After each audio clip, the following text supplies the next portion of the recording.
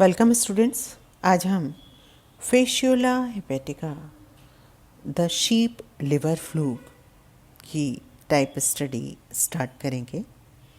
Fasciola hepatica part 1 में आज हम फेशियोला की एक्सटर्नल मार्फोलॉजी के बारे में पढ़ेंगे। फेशियोला का अगर आप क्लासिफिकेशन देखें, phylum Platyhelminthes, class Trematoda, order Digenea, genus Fasciola and species hepatica. Commonly called sheep liver fluke, इसको कॉमनली शीप लिवर फ्लूक कहा जाता है। It is distributed throughout the world. It attack sheep and cause liver rot disease, और ये through out the world पाया जाता है। इसको शीप लिवर फ्लूक कहा जाता है क्योंकि ये शीप पे अटैक करता है और उसके अंदर लिवर रॉट नामक डिजीज़ उत्पन्न करता है।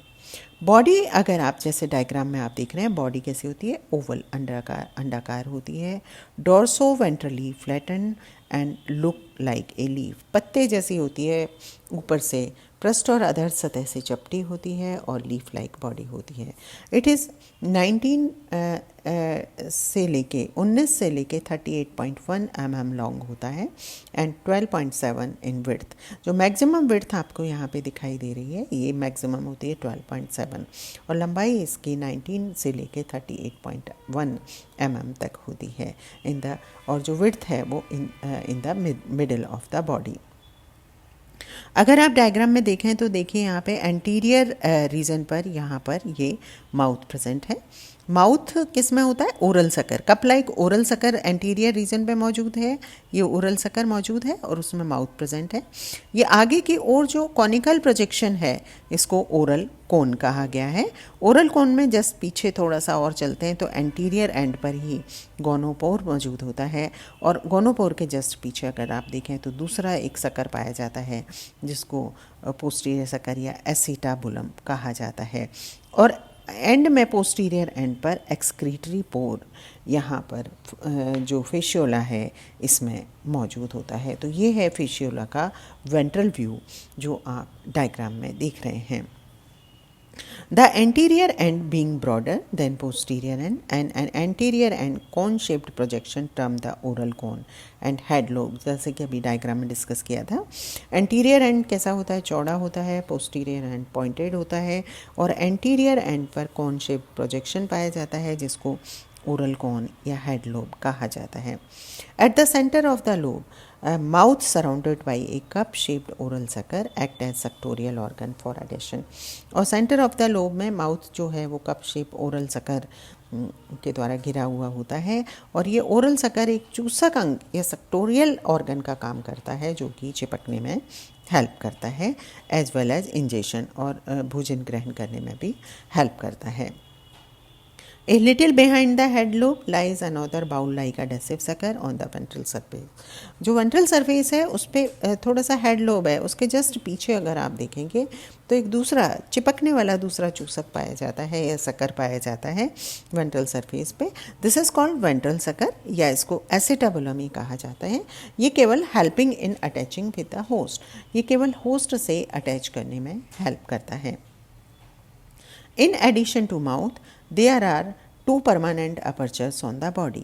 इसके अलावा माउथ के अलावा यहाँ पे 2 परमानेंट अपर्चर्स बॉडी पे पाए जाते हैं। एक गोनोपोर या genital aperture in the mid ventral line, एक तो गोनोपोर होता है या जेनाइटल अपर्चर होता है जो मिड वेंट्रल लाइन पे होगा। A single excretory pour lies at the posterior and slightly toward the ventral surface, और जो वेंट्रल सरफेस पे पोस्टीरियर एंड पर सिंगल एक्सक्रीटरी पोर मौजूद होता है।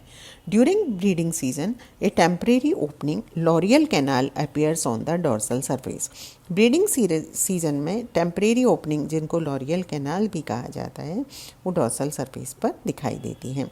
ए little anterior to the middle of the body, middle से थोड़ा सा आगे ये डोर्सल सरफेस पे दिखाई देती हैं।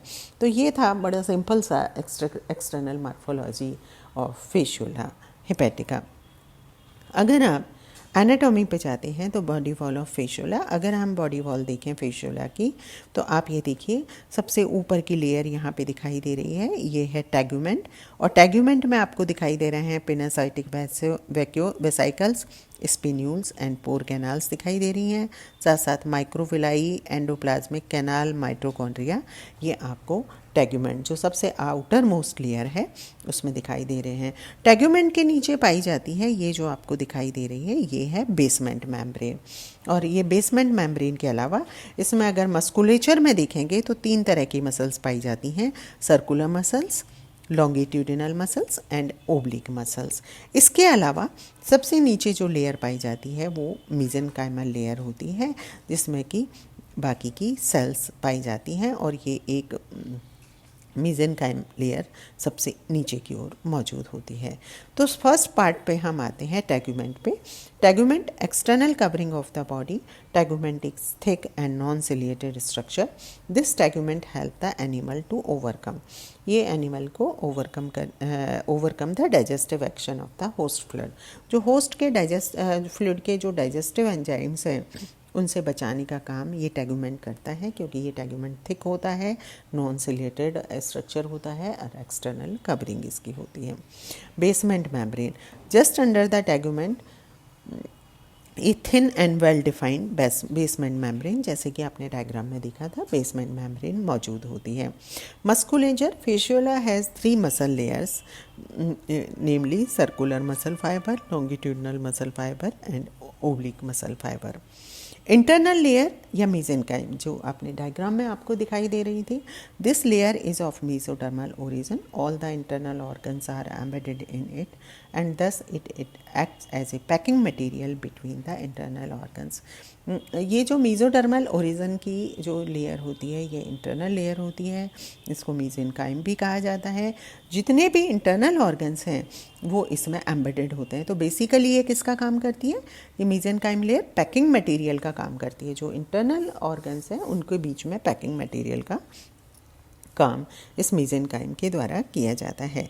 The mesenchyme consist of irregular uninucleate and binucleate cell with large fluid filled intracellular spaces. Some of these cell secrete the tegument layer. इनमें से कुछ सेल्स जो हैं वो टेगुमेंट लेयर भी सीक्रेट करती हैं। Along with skeletal function, mesenchyme also help in transport. और स्केलेटल फंक्शन के साथ साथ जो मीजेनकाइम है उसका फंक्शन ट्रांसपोर्ट करने का भी होता है। तो बेसिकली ये पैकिंग मटेरियल की तरह से काम करती है।